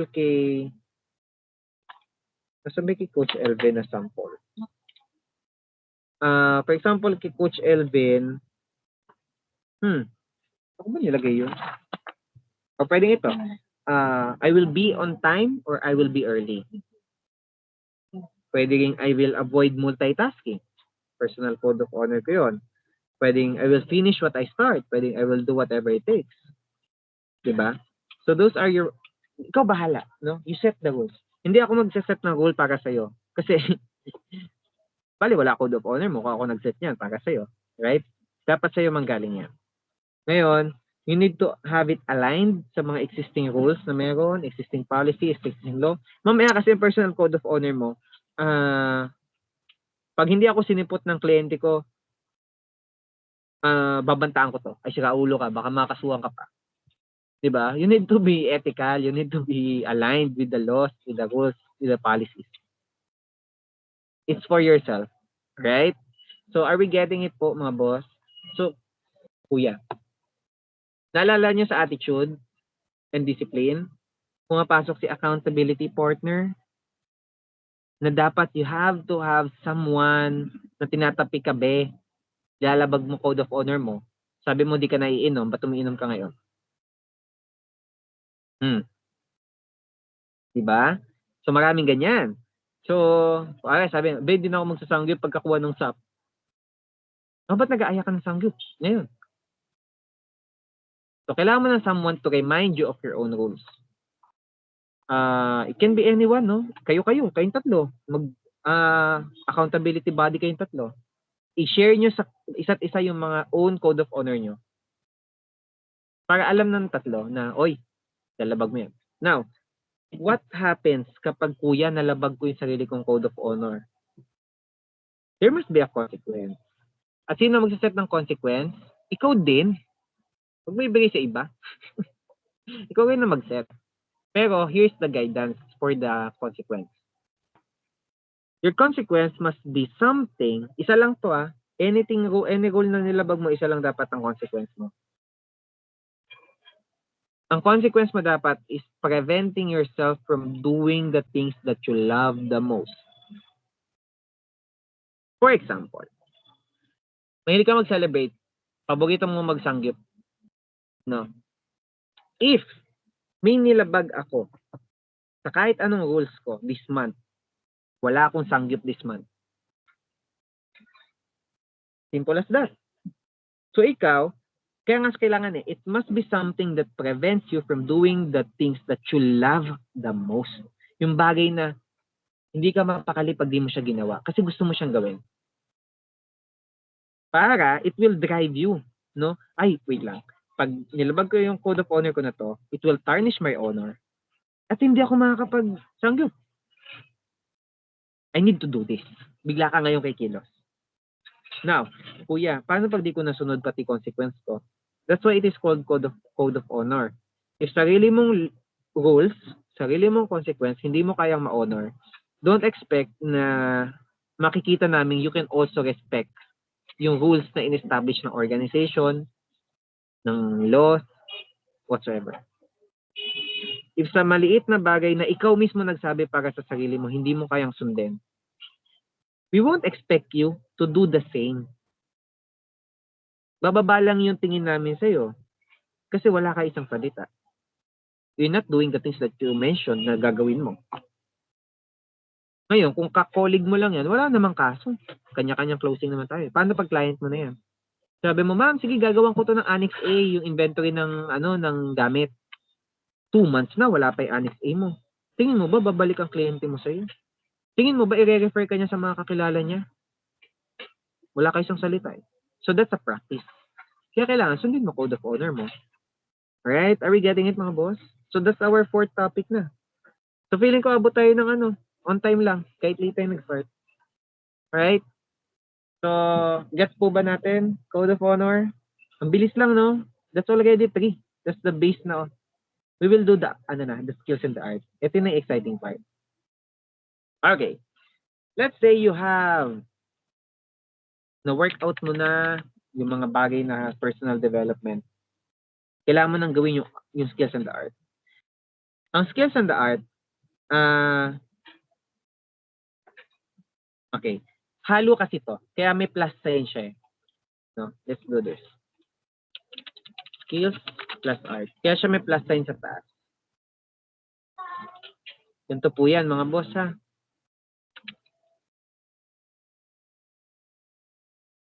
Sino sa inyo, konting usap nag-aaway? Minsan kahit sa GC lang. Ang bilis di magkaunawaan. Nagchichismisan kayo. Yung chismis ng isa, kulang-kulang. Di ba nagtatalo kayo? Be, kumpletuhin mo naman. Right? Kasi match na naman. Alright? Alam niyo ba na isa lang ang rason kung bakit ang tao nagkakatalo-talo? It is because they are not aligned. They are not on the same page.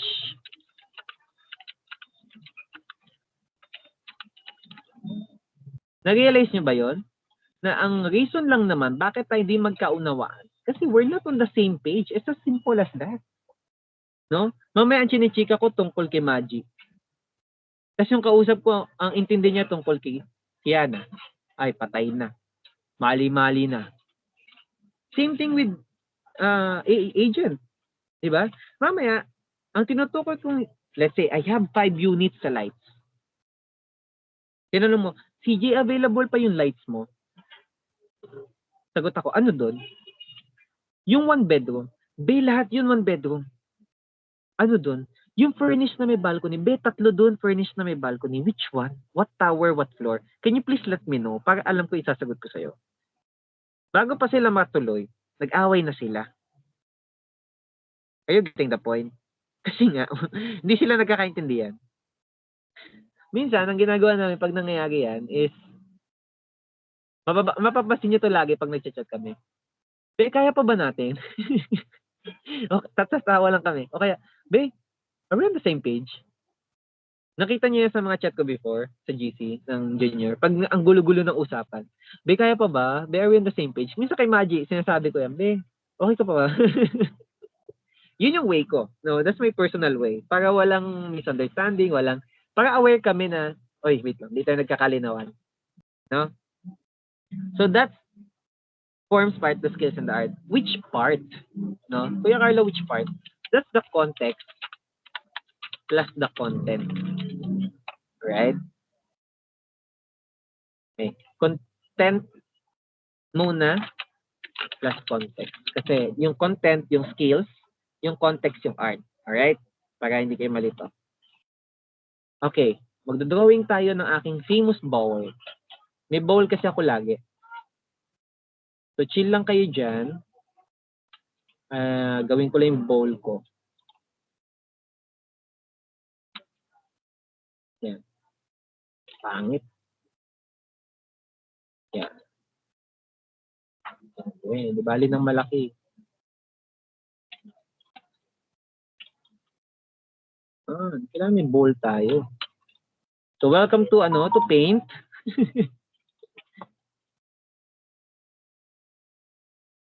O, go. Si Maji lang.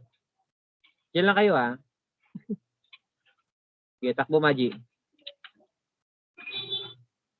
Balik ka, ha? Alright. So, imagine this is a cup. Lagyan natin handle para magmukhang cup lalo. So, imagine this is a cup. No, this is your cup. My question is, kapag ang cup mo may biyak, may basag, what will happen to the water inside? What do you think will happen?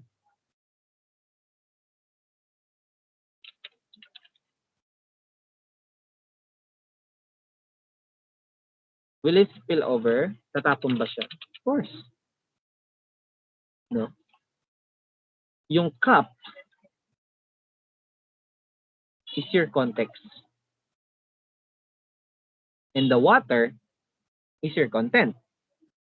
Okay, kuya, let's do this. No? Pag sinabi natin context, content muna, content. Sabi natin skills, it is what you say, what you do, alam mo lang kung ano yun. No? Theoretical man or in practice. Pag sinabi kong, viewing tayo ng ganito, ikaw, alam mo na kailangan mong pumunta sa gantong condo, alam mo paano transpo, alam mo ganito, alam mo yung details ng unit, alam mo kung ilang bedroom, furnish ba, magkano rate, yun yung content mo. It will always be there, mga boss. No? The skills, the content will always be there once na binuo mo na siya. It can be the project details, the unit details, whatsoever. Even client details. No?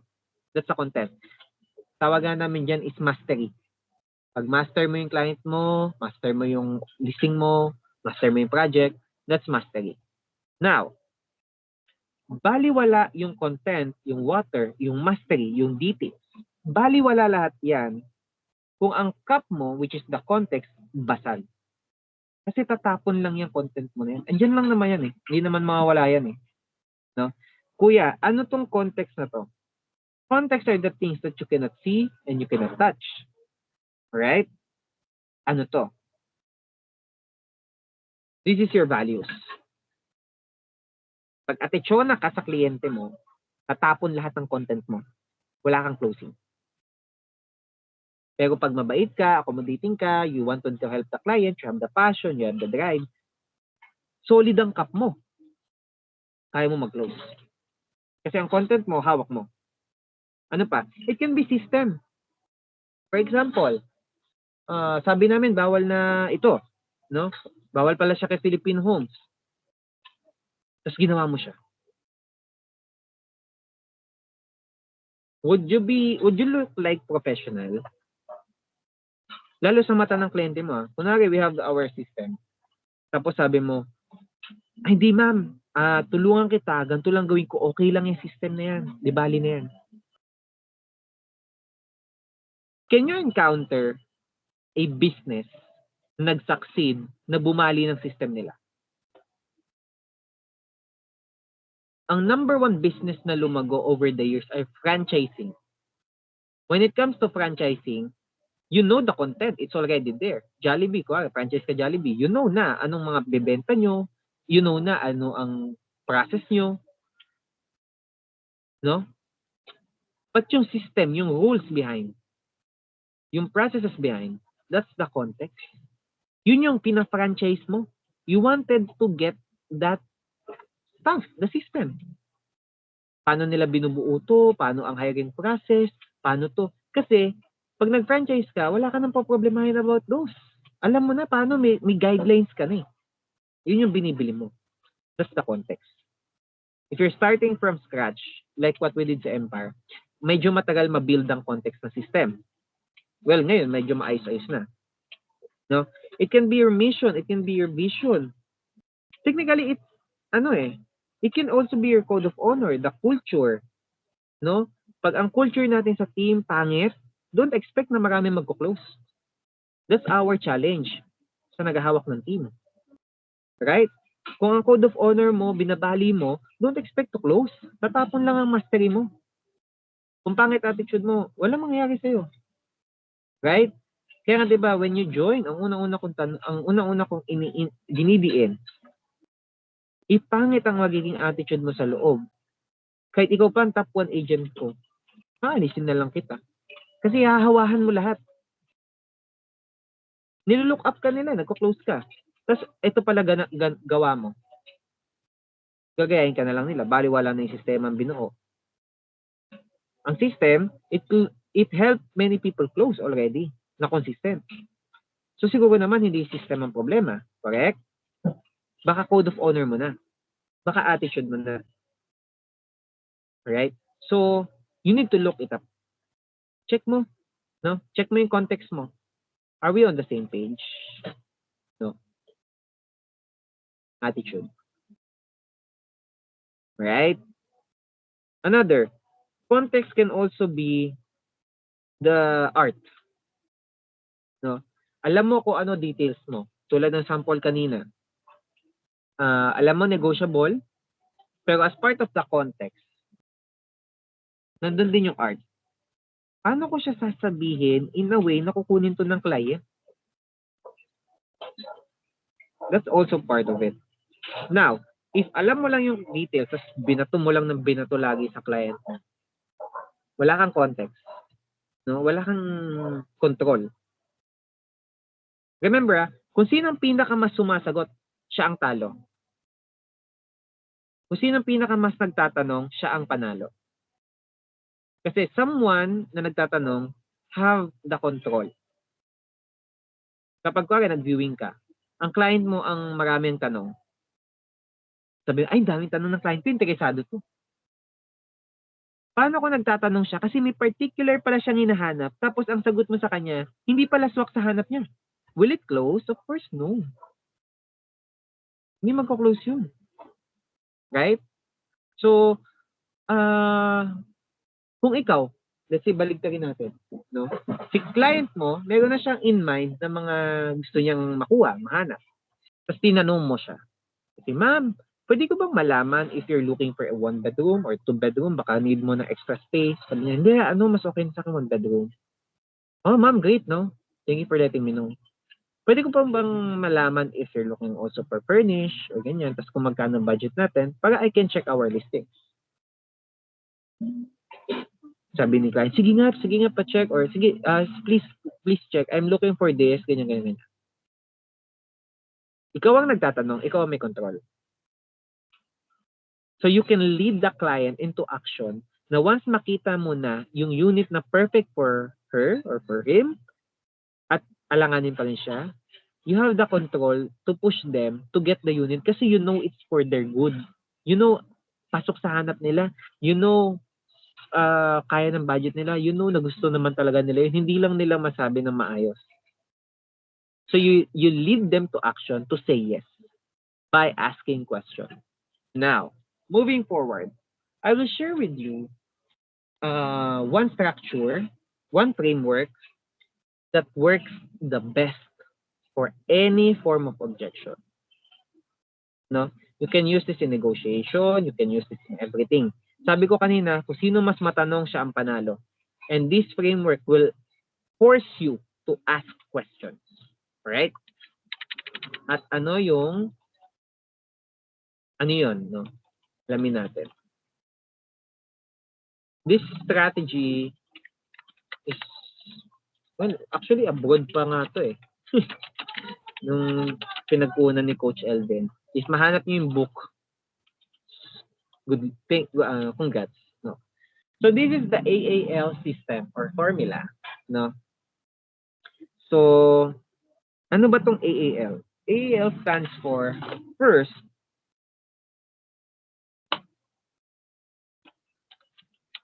you acknowledge. Bakit? Para maramdaman ng kliyente mong pinapakinggan mo siya. For example, ma'am, are you looking for a 1-bedroom or a 2-bedroom? Maybe you needed additional space.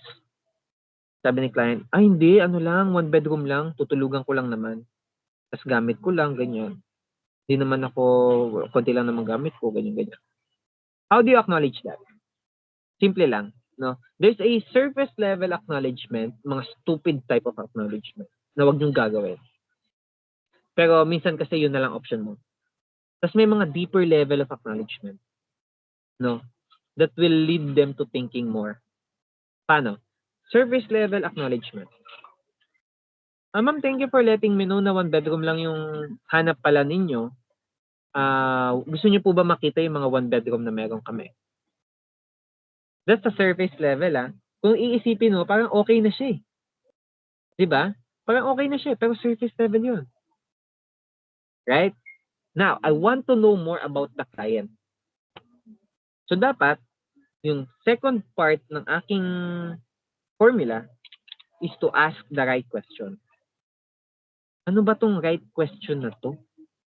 For example, ma'am, thank you for letting me know na 1 bedroom yung hanap natin. Maybe you don't need that much space pa because baka kararating nyo lang ng Manila. May I ask po ba, how long na kayo dito in Manila? So that's a meatier form of acknowledgement and asking. You wanted to know more about your client kasi. You need to profile. Siya sasagot siya, 1 week pa lang ako dito, kaya yung dala ko, isang maleta lang, lahat ng damit ko. O you acknowledge ulit. Oh, ganun po ba, ma'am? So talagang very new pala kayo dito. Familiar na ba kayo sa area? Maybe gusto nyo, I can tour you around also kung gusto nyo po. O, di ba? Sabi, wala pa ako time Objection ulit. Wala pa akong time siguro sa susunod na lang pag dito na ako sa unit, ganyan. Sabi ko, wala namang problema, ma'am. Okay lang naman yun. Siyempre, nag-a-adjust ka pa, di ba? Dito sa Manila, ganyan. And medyo marami kasing sikot-sikot dito. So, siguro, ma'am, kung gusto nyo, bigyan ko na lang, okay lang ba sa inyo, ma'am? Bigyan ko kayo ng mga tips around the area kapag naka-move in ka na. So, technically, you're mina-mindset mo na siya na in a way na pinapag-realize mo na sa kanya, ma'am, dito ka natitira. Huwag ka na maghanap ng iba. Di ba? Dito, tutulungan kita dito ka na lang tumira. Close na natin to. Parang ganun ka sa utak mo Pero you're simply asking the question by getting to know the client. So, CJ, ano naman yung last? It's listen. It is acknowledge, ask, and listen. Why do you need to listen?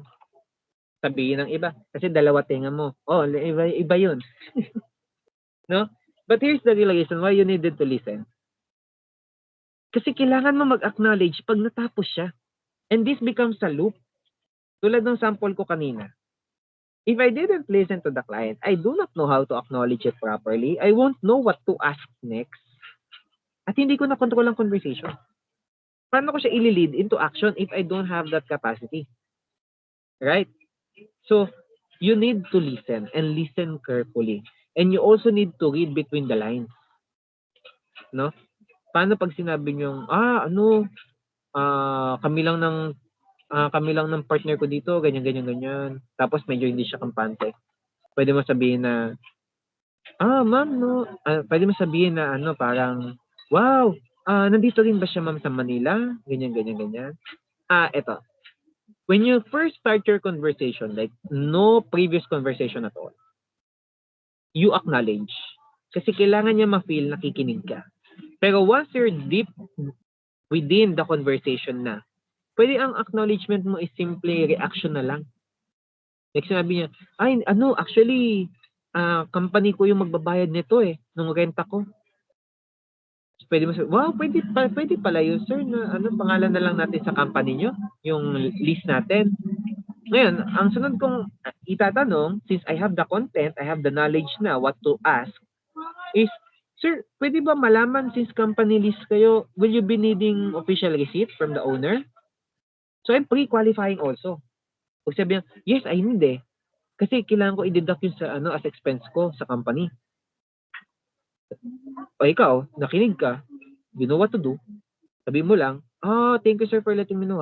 Pwede ba, okay lang ba sir? Balikan kita. Tanong ko lang muna si owner kung kaya niya mag-issue ng resibo kasi most of the owners talaga, they prefer personal list. So, kung okay lang naman ang acknowledgement receipt at hindi naman gagamitin for tax purposes, are you amendable to that po? O so, hindi, okay, sige, okay lang AR, di ko naman na, sige, wag na lang. AR na lang. O di, okay, back on track na kami. Right? Remember, if may OR yan, may VAT yan, no? Lalo, basta pag pumasok na siya sa VAT threshold, vatable yan. Lalo kung si owner is vatable already. So, yeah, you need to listen. Kuya, paano? Kung for some weird reason, lumipad ng isip ko, no? Na-distract ako at hindi ko napakinggan si client. Anong gagawin ko? Is it the end of the world? No. It's actually an opportunity sa'yo to let the client speak more. Bakit? May tinanong ka, tapos sumagot siya. Tapos, hindi mo napakinggan talaga. Hindi pumasok sa isip mo, tumagos lang. Pag sabi mo, ano po ulit yun? Ano mafe-feel mo? Ay, nakikinig ka ba? Di ba? Mawawala yung acknowledgement purpose mo. Kasi alam niya, di ka nakikinig. Sabihin mo lang ganito. Ma'am, can you tell me more about your experience dyan? I just wanted to know. Bakit? Tinanong mo siya. Ma'am, nakapag-view ka na rin ba sa ibang condo around? Tapos sumagot siya, di mo napakinggan. Kasi maikli lang. Pwedeng super ikli, di mo na napakinggan. Sabihin mo lang, ma'am, can you tell me more about that para I know paano kita mas matutulungan? Pero deep inside, di ko alam yung sinabi niya. Ngayon, I have the second chance, pakinggan siya ulit. So that's the art. No? So, if you ever encounter any form of objection, you can do this. Acknowledge, you address yung concern niya, yung objection niya, then you ask the right question para sa utak mo, habang nagtatanong ka ng unang question, alam mo na yung sunod-sunod na pwede mong itanong. Para you know how to lead them to closing. Right? Then you listen. Right? So, let me check yung aking, yeah. So mga boss, are we clear with the skills and the art? So, magkasama talaga sila, no? Hindi mo sila pwedeng paghiwalayin kasi. Skills and the art simply means context and content, no? And one way to do it is through the AAL. Super dami ng na-close ng AAL na to, no? From me, Brian, Junie Gray, super dami na. No, we have closed so much because of this. Simply because of this. Yeah. So, before we wrap things up, no, or kung may question kayo later, balikan ko lang. Alright, wait lang. I'll go. Alright, sige. So, before I wrap things up, I wrap things up ko lang, no? If you want to get result, no, gusto mo ng resulta, you need to have the passion, you need to have the discipline, dapat consistent ka on what you're doing, hindi ka lang motivated, but consistent ka. And you need to have the right attitude, hindi pwedeng alam ko na yan. No? Marami ka pang hindi alam. And if you have that, you already developing yourself. So, the next thing na will follow will be your business development. Your skills, mag-enhance yan no matter what you do. Right? The art, it will follow no matter what you do. Yeah. Sige, go lang. And if you just focus on these 5, the result will follow. Right? Recap na to, ha? So, paano maging passionate sa ginagawa mo? You just need to know your purpose. Ano ba ang sales? Ano ba ang selling? It's about helping your client. And that's what, ayun dapat ang nagkikip sa'yo to drive more action. Right? To keep you moving. Now, paano maging consistent in what you do kahit hindi ka motivated? It's removing your little guard. Pitikin mo siya palayo para wala ka ng excuses. Alright? Now, paano magkaroon ng tamang attitude? You need to have your own code of honor. You need to abide by your own code of honor. You need to protect your honor.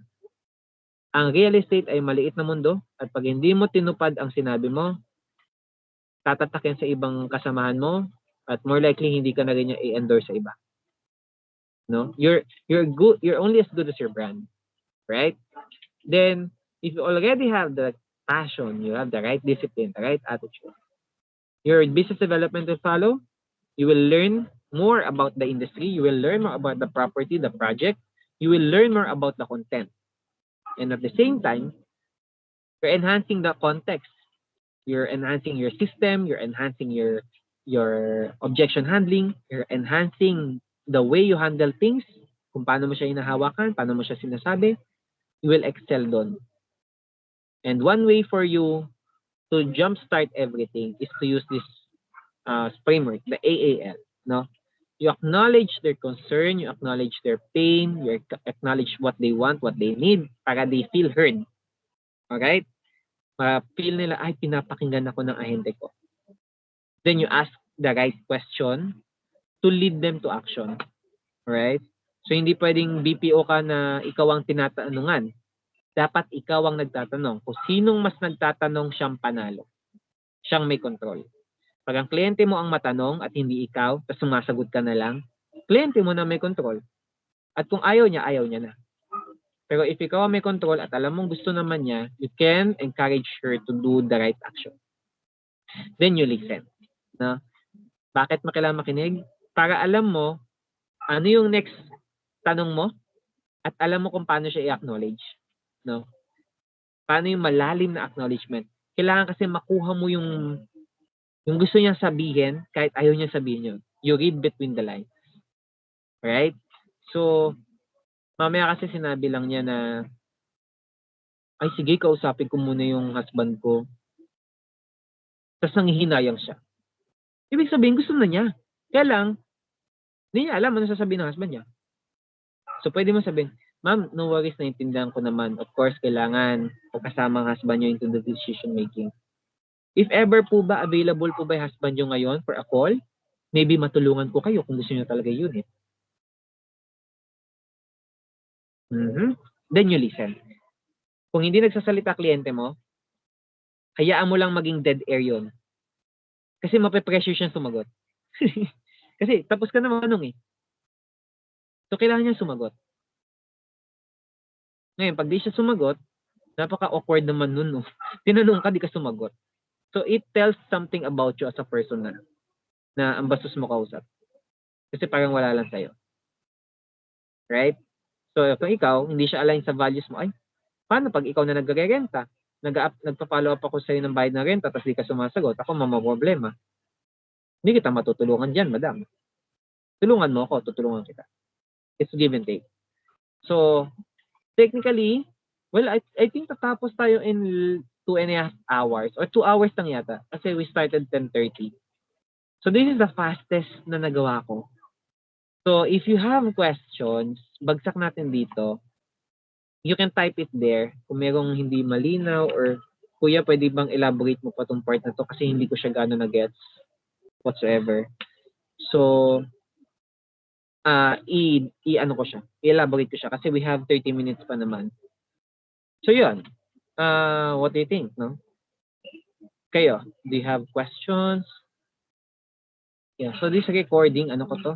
I-upload ko to sa website for part ng training. Yeah. What do you think? Do you have questions? Something that you wanted to ask? Clarify?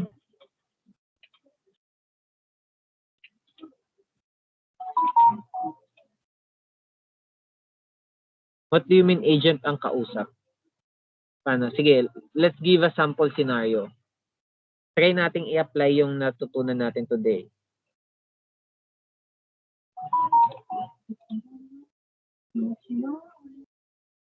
Okay. For example, laging agent ang nakakausap mo. And in your system, hindi siya pwede. Right?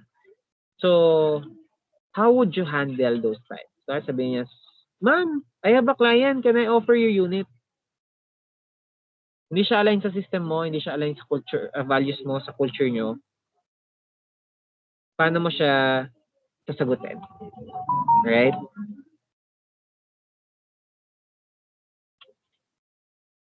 Okay. Kung sa simula pa lang, ganito kasi ginagawa namin. Once may nag-inquire, chine-check muna namin yung profile nila bago namin sila sagutin. So, alam na namin kung may posting din sila mga unit, agent yon. Or pag may post siya, looking for my client, naku, agent talaga yon. Pero pag wala siyang ganung post, tapos yung work niya is hindi naman real estate related, alam mo yun, more likely client siya. Pero may lumulusot, pwedeng ko na, kaibigan ko po yung naghahanap, nakikiahente. Ito ko lang sasabi.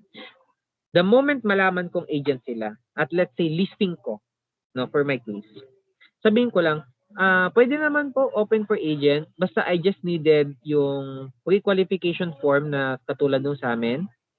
If you can provide it po, we can accommodate you. Pero if you cannot, I'm sorry but hindi po namin kaya makipag-collaborate pag ganun. Kasi we needed to protect our owners kasi hindi kami on direct in contact with the client. So we needed to learn more about them. So naiintindihan nila. Alright? Sige po sir, send ko yung kailangan tapos kung gusto i-view, okay lang ba? Yeah. Okay lang yun. Pero what if hindi ko naman listing yun. Listing ng iba yun. Sa Philippine Homes, bawal kang mag-offer sa outside agent ng listing ng iba. For example, listing ko, post ni Maggie, may agent na nag-inquire, bawal yon. No? Hindi pwede yung kay Philippine Homes. So, right off the bat, sinasabi ko kagad, sir, sorry, clients only. Sabi niya, okay po. Yun lang. Minsan naman, pag hindi kami sure ko agent, tinatanong agad namin, sir, before moving forward, may I know if agent po kayo or kayo po yung tenant para I know how can I help you more? Sabi nila, ay, sir, ako yung agent. Ay, alam ko na. Kasi sabi ko naman kung para mas matulungan ko siya. So, sasabihin niya, totoo. Pag sabi niyang, client po ako. Tapos sabihin ko, sige po, ganyan. Tapos dumating kami sa forms. Tapos bigla niya sabihin, ay, sir, kasi kaibigan ko yung naghahanap. Pipigilan ko siya. Lalo ko hindi ko listing yun. Sabi ko, sir, sorry you mentioned kasi na you're the client. Pero now knowing na agent ka po pala, we can push through with this if you're okay with the referral fee only. Kasi yun lang po ang allowed sa company namin. Hindi po kami pwede magbigay kasi ng com kapag hindi naman siya direct to client. Kapag hindi naman siya direct. In this case po kasi, hindi naman ako direct sa listing. So ayoko namang mag-suffer ka, boss. Kasi sabi ko, pag tinuloy po natin to, boss, yung 50% nasa listing kasi. Yung 50% hati tayo doon sa part mo. Siyempre, 25% may iwan sa kanila. Hindi sila pumapayag, so sila mismo umaalis. So wala na akong problema. Right? So, ginaganon ko lang sila. Ngayon, pag sabi, sir, baka kayo naman, ganyan. Sabihin ko talaga, sir, sorry, hindi kasi pwede. Ngayon, is either po referral fee lang kayo or hati tayo sa part mo. Ganun lang. Siyempre, ayaw niya. Client siya eh. So, ganun lang. Tapos sila mismo hindi. Sila mismo hindi sa akin. Mas okay yon, no? Mas okay yon. So, yun. Sige. Nasagot ko pa ba, Maggie? Alright. So, if you have any more questions later, let's say later mo siya mag-realize, pwede kayong mag-comment dito sa MS Teams or pwede kayong mag-PM sa akin. Well, siguro pwede comment na rin if hindi naman siya personal, like, subjective talaga based on your experience. Or more likely kasi na experience nyo, general yan. Pero pag meron talagang malalim na experience na, case na to, hindi na to basta tanong, kahit i-PM nyo ko, okay lang. Ganon. So, ipipaste ko to now para hindi ko na makalimutan sa thread natin. Yeah. Tapos, I will end the recording para naman yung mga manonood in the future, hindi sila mahirapan sa napakahabang recording.